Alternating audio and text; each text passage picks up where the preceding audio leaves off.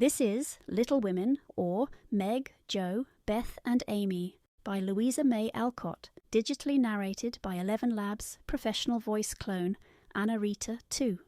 Chapter 5. Being Neighbourly. "What in the world are you going to do now, Jo?" asked Meg one snowy afternoon, as her sister came tramping through the hall in rubber boots, old sack and hood, with a broom in one hand and a shovel in the other. "Going out for exercise," answered Jo with a mischievous twinkle in her eyes. "I should think 2 long walks this morning would have been enough. It's cold and dull out, and I advise you to stay warm and dry by the fire, as I do," said Meg with a shiver. "Never take advice. Can't keep still all day, and not being a pussycat, I don't like to doze by the fire. I like adventures, and I'm going to find some." Meg went back to toast her feet and read Ivanhoe, and Jo began to dig paths with great energy. The snow was light, and with her broom she soon swept a path all round the garden, for Beth to walk in when the sun came out, and the invalid dolls needed air.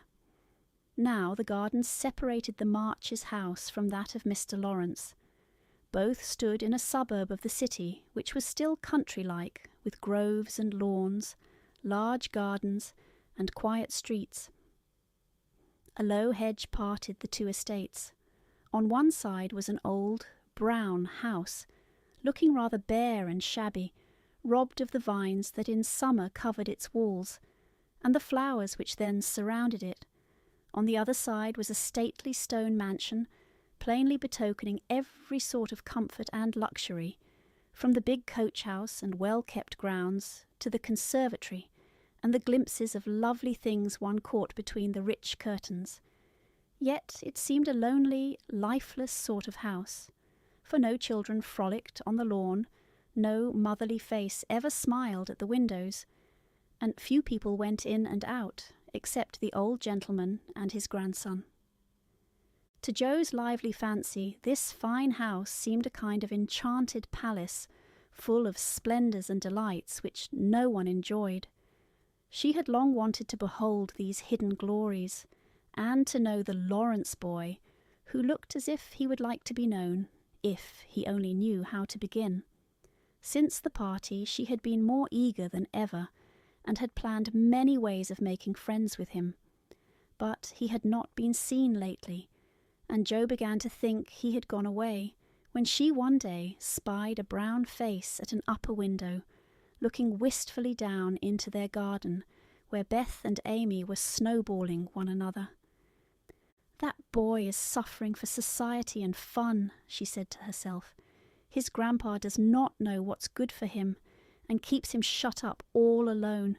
He needs a party of jolly boys to play with, or somebody young and lively. I've a great mind to go over and tell the old gentleman so." The idea amused Jo, who liked to do daring things, and was always scandalizing Meg by her queer performances. The plan of going over was not forgotten, and when the snowy afternoon came, Jo resolved to try what could be done. She saw Mr. Laurence drive off, and then sallied out to dig her way down to the hedge, where she paused and took a survey. All quiet, curtains down at the lower windows, servants out of sight, and nothing human visible but a curly black head leaning on a thin hand at the upper window. "There he is," thought Jo. "Poor boy, all alone and sick this dismal day. It's a shame. I'll toss up a snowball and make him look out, and then say a kind word to him." Up went a handful of soft snow, and the head turned at once, showing a face which lost its listless look in a minute, as the big eyes brightened and the mouth began to smile. Jo nodded and laughed, and flourished her broom as she called out, "How do you do? Are you sick?" Laurie opened the window and croaked out as hoarsely as a raven. "Better, thank you. I've had a bad cold and been shut up a week. I'm sorry. What do you amuse yourself with?" "Nothing. It's as dull as tombs up here." "Don't you read?" "Not much. They won't let me." "Can't somebody read to you?" "Grandpa does sometimes, but my books don't interest him, and I hate to ask Brooke all the time." Have someone come and see you then." "There isn't anyone I'd like to see. Boys make such a row and my head is weak." "Isn't there some nice girl who'd read and amuse you? Girls are quiet and like to play nurse." "Don't know any." "You know us," began Joe, and then laughed and stopped. "So I do. Will you come, please?" cried Laurie. "I'm not quiet and nice, but I'll come if Mother will let me. I'll go ask her. Shut that window like a good boy and wait till I come." With that, Joe shouldered her broom and marched into the house, wondering what they would all say to her. Laurie was in a flutter of excitement at the idea of having company, and flew about to get ready, for, as Mrs. March said, he was a little gentleman, and did honour to the coming guest by brushing his curly pate, putting on a fresh collar, and trying to tidy up the room, which, in spite of half a dozen servants, was anything but neat. Presently there came a loud ring, then a decided voice asking for Mr. Laurie, and a surprised-looking servant came running up to announce a young lady. "All right, show her up. It's Miss Joe," said Laurie, going to the door of his little parlour to meet Joe, who appeared looking rosy and kind and quite at her ease, with a covered dish in one hand and Beth's 3 kittens in the other. "Here I am, bag and baggage," she said briskly. "Mother sent her love and was glad if I could do anything for you. Meg wanted me to bring some of her blancmange. She makes it very nicely, and Beth thought her cats would be comforting. I knew you'd laugh at them, but I couldn't refuse. She was so anxious to do something." It so happened that Beth's funny loan was just the thing, for, in laughing over the kits, Laurie forgot his bashfulness and grew sociable at once. "That looks too pretty to eat," he said, smiling with pleasure as Joe uncovered the dish and showed the blancmange, surrounded by a garland of green leaves and the scarlet flowers of Amy's pet geranium. "It isn't anything, only they all felt kindly and wanted to show it. Tell the girl to put it away for your tea. It's so simple, you can eat it, and being soft, it will slip down without hurting your sore throat. What a cosy room this is. It might be if it was kept nice, but the maids are lazy, and I don't know how to make them mind. It worries me, though. I'll write it up in 2 minutes, for it only needs to have the hearth brushed so, and the things made straight on the mantelpiece so, and the books put here and the bottles there, and your sofa turned from the light and the pillows plumped up a bit. Now then, you're fixed." And so he was, for, as she laughed and talked, Joe had whisked things into place and given quite a different air to the room. Laurie watched her in respectful silence, and when she beckoned him to his sofa, he sat down with a sigh of satisfaction, saying gratefully, "How kind you are. Yes, that's what it wanted. Now please take the big chair and let me do something to amuse my company." "No, I came to amuse you. Shall I read aloud?" And Joe looked affectionately towards some inviting books nearby. "Thank you, I've read all those, and if you don't mind, I'd rather talk," answered Laurie. "Not a bit. I'll talk all day if you'll only set me going. Beth says I never know when to stop." "Is Beth the rosy one who stays at home a good deal and sometimes goes out with a little basket?" asked Laurie with interest. "Yes, that's Beth. She's my girl, and a regular good one she is too. The pretty one is Meg, and the curly-haired one is Amy, I believe." "How did you find that out?" Laurie coloured up, but answered frankly, "Why, you see, I often hear you calling to one another, and when I'm alone up here, I can't help looking over at your house. You always seem to be having such good times. I beg your pardon for being so rude, but sometimes you forget to put down the curtain at the window where the flowers are, and when the lamps are lighted, it's like looking at a picture to see the fire, and you all round the table with your mother. Her face is right opposite, and it looks so sweet behind the flowers. I can't help watching it. I haven't got any mother, you know," and Laurie poked the fire to hide a little twitching of the lips that he could not control. The solitary, hungry look in his eyes went straight to Joe's warm heart.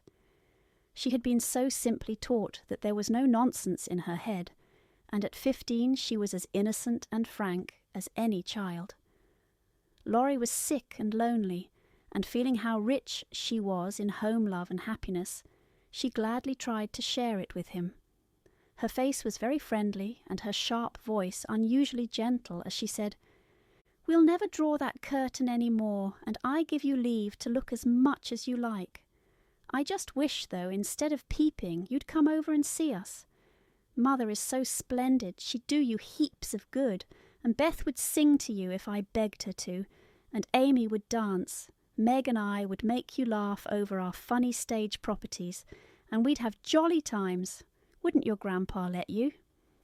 "I think he would if your mother asked him, and he's very kind, though he does not look so, and he lets me do what I like, pretty much, only he's afraid I might be a bother to strangers," began Laurie, brightening more and more. "We are not strangers, we are neighbours, and you needn't think you'd be a bother. We want to know you, and I've been trying to do it this ever so long. We haven't been here a great while, you know, but we have got acquainted with all our neighbours but you. You see, Grandpa lives among his books and doesn't mind much what happens outside. Mr. Brooke, my tutor, doesn't stay here, you know, and I have no one to go about with me, so I just stop at home and get on as I can. That's bad. You ought to make an effort and go visiting everywhere you are asked. Then you'll have plenty of friends and pleasant places to go to. Never mind being bashful. It won't last long if you keep going." Laurie turned red again, but wasn't offended at being accused of bashfulness. For there was so much goodwill in Jo, it was impossible not to take her blunt speeches as kindly as they were meant. "Do you like your school?" asked the boy, changing the subject after a little pause, during which he stared at the fire, and Jo looked about her, well pleased. "Don't go to school. I'm a businessman. Girl, I mean. I go to wait on my great-aunt, and a dear, cross old soul she is too," answered Jo. Laurie opened his mouth to ask another question, but remembering just in time that it wasn't manners to make too many inquiries into people's affairs, he shut it again and looked uncomfortable. Jo liked his good breeding and didn't mind having a laugh at Aunt March, so she gave him a lively description of the fidgety old lady, her fat poodle, the parrot that talked Spanish, and the library where she revelled. Laurie enjoyed that immensely, and when she told about the prim old gentleman who came once to woo Aunt March, and, in the middle of a fine speech, how Pole had tweaked his wig off to his great dismay, the boy lay back and laughed till the tears ran down his cheeks, and a maid popped her head in to see what was the matter. "Oh, that does me no end of good. Tell on, please," he said, taking his face out of the sofa cushion, red and shining with merriment. Much elated with her success, Jo did tell on, all about their plays and plans, their hopes and fears for father, and the most interesting events of the little world in which the sisters lived. Then they got to talking about books, and to Jo's delight, she found that Laurie loved them as well as she did, and had read even more than herself. "If you like them so much, come down and see ours. Grandpa is out, so you needn't be afraid," said Laurie, getting up. "I'm not afraid of anything," returned Jo with a toss of the head. "I don't believe you are," exclaimed the boy, looking at her with much admiration, though he privately thought she would have good reason to be a trifle afraid of the old gentleman if she met him in some of his moods. The atmosphere of the whole house being summer-like, Laurie led the way from room to room, letting Jo stop to examine whatever struck her fancy. And so, at last, they came to the library, where she clapped her hands and pranced, as she always did when especially delighted. It was lined with books, and there were pictures and statues, and distracting little cabinets full of coins and curiosities, and sleepy hollow chairs, and queer tables and bronzes, and, best of all, a great open fireplace with quaint tiles all round it. "What richness!" sighed Jo, sinking into the depth of a velvet chair, and gazing about her with an air of intense satisfaction. "Theodore Laurence, you ought to be the happiest boy in the world," she added impressively. "A fellow can't live on books," said Laurie, shaking his head as he perched on a table opposite.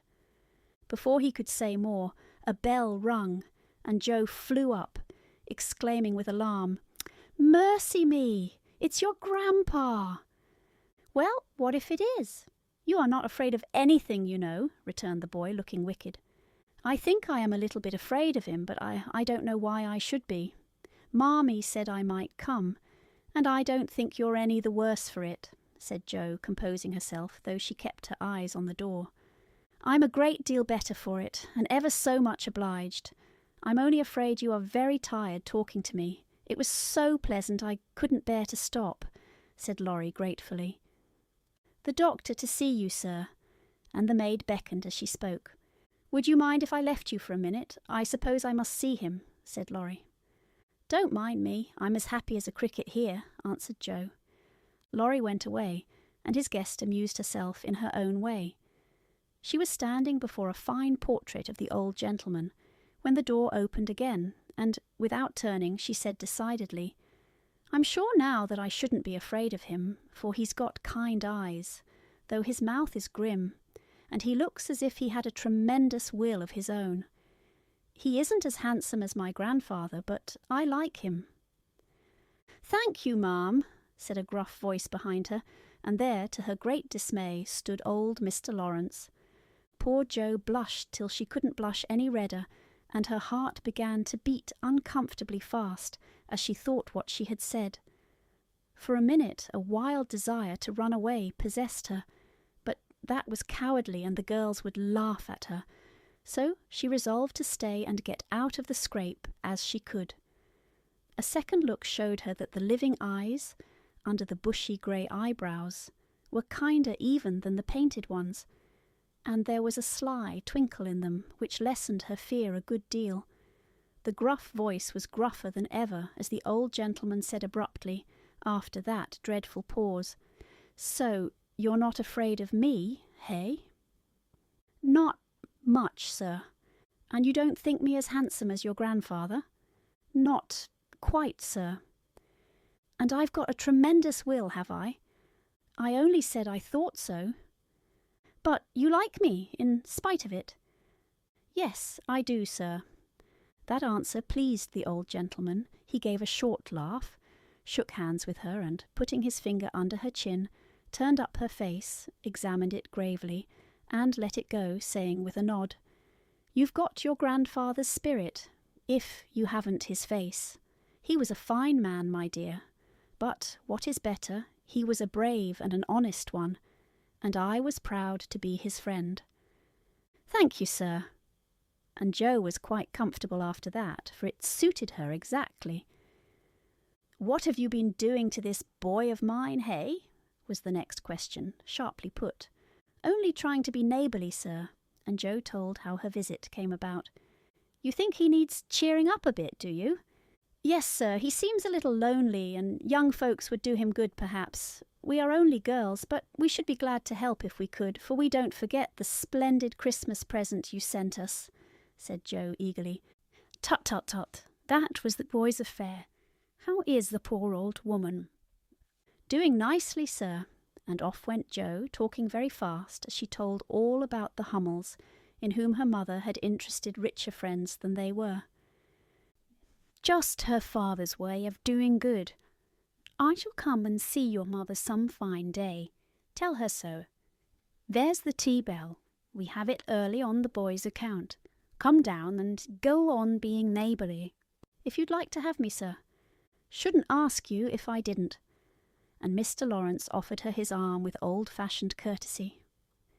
What would Meg say to this, thought Jo as she was marched away, while her eyes danced with fun as she imagined herself telling the story at home. "Hey, why, what the dickens has come to the fellow?" said the old gentleman as Laurie came running downstairs, and brought up with a start of surprise at the astonishing sight of Jo, arm in arm, with his redoubtable grandfather. "I didn't know you'd come, sir," he began, as Jo gave him a triumphant little glance. "That's evident by the way you rack it downstairs. Come to your tea, sir, and behave like a gentleman." And having pulled the boy's hair by way of a caress, Mr. Laurence walked on, while Laurie went through a series of comic evolutions behind their backs, which nearly produced an explosion of laughter from Joe. The old gentleman did not say much as he drank his 4 cups of tea, but he watched the young people, who soon chatted away like old friends, and the change in his grandson did not escape him. There was colour, light, and life in the boy's face now, vivacity in his manner, and genuine merriment in his laugh. "She's right, the lad is lonely. I'll see what these little girls can do for him," thought Mr. Laurence as he looked and listened. He liked Jo, for her odd, blunt ways suited him, and she seemed to understand the boy almost as well as if she had been one herself. If the Laurences had been what Jo called prim and poky, she would not have got on at all, for such people always made her shy and awkward, but finding them free and easy, she was so herself, and made a good impression. When they rose, she proposed to go, but Laurie said he had something more to show her, and took her away to the conservatory, which had been lighted for her benefit. It seemed quite fairy-like to Jo as she went up and down the walks, enjoying the blooming walls on either side, the soft light, the damp and trees that hung above her, while her new friend cut the finest flowers till his hands were full. Then he tied them up, saying, with the happy look Jo liked to see, "Please give these to your mother, and tell her I like the medicine she sent me very much." They found Mr. Laurence standing before the fire in the great drawing-room, but Jo's attention was entirely absorbed by a grand piano, which stood open. "Do you play?" she asked, turning to Laurie with a respectful expression. "Sometimes," he answered modestly. "Please do now. I want to hear it so I can tell Beth." "Won't you first?" "Don't know how. Too stupid to learn, but I love music dearly." So Laurie played, and Jo listened, with her nose luxuriously buried in heliotrope and tea roses. Her respect and regard for the Laurence boy increased very much, for he played remarkably well and didn't put on any airs. She wished Beth could hear him, but she did not say so, only praised him till he was quite abashed, and his grandfather came to the rescue. That will do, young lady. Too many sugar plums are not good for him. His music isn't bad, but I hope he will do as well in more important things. Going? Well, I'm much obliged to you, and I hope you'll come again. My respects to your mother. Good night, Dr. Jo." He shook hands kindly, but looked as if something did not please him. When they got into the hall, Jo asked Laurie if she had said anything amiss. He shook his head. "No, it was me. He doesn't like to hear me play." "Why not?" "I'll tell you some day. John is going home with you, as I can't." "No need of that. I am not a young lady, and it's only a step. Take care of yourself, won't you?" "Yes, but you will come again, I hope?" "If you promise to come and see us after you are well." "I will. Good night, Laurie." "Good night, Jo. Good night." When all the afternoon's adventures had been told, the family felt inclined to go visiting in a body, for each found something very attractive in the big house on the other side of the hedge. Mrs. March wanted to talk of her father with the old man who had not forgotten him. Meg longed to walk in the conservatory. Beth sighed for the grand piano, and Amy was eager to see the fine pictures and statues.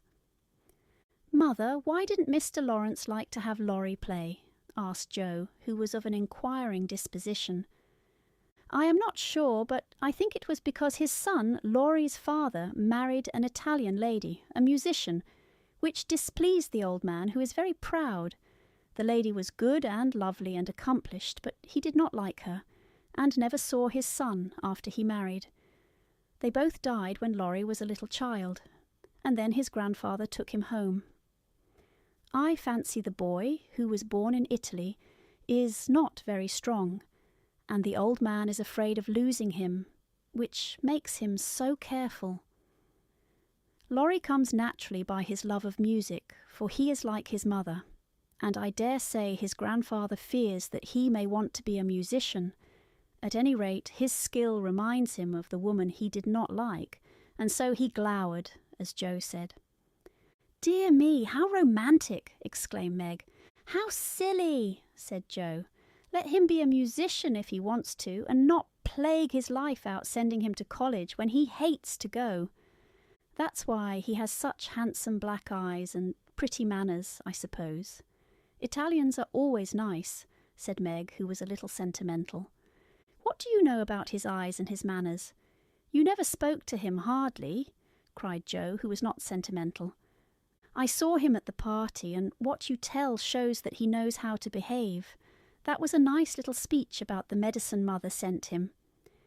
"He meant the blancmange, I suppose." "How stupid you are, child. He meant you, of course." "Did he?" And Joe opened her eyes as if it had never occurred to her before. "I never saw such a girl."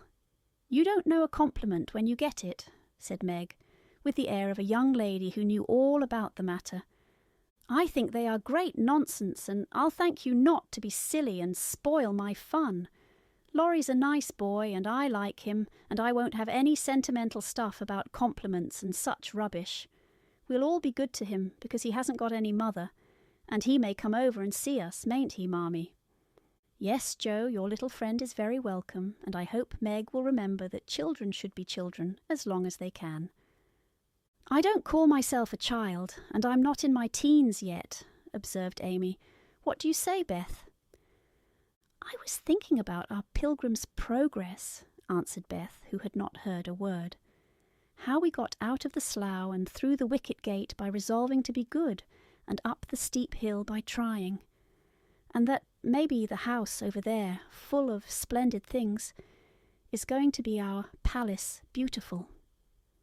"We have got to get by the lions first," said Joe, as if she rather liked the prospect.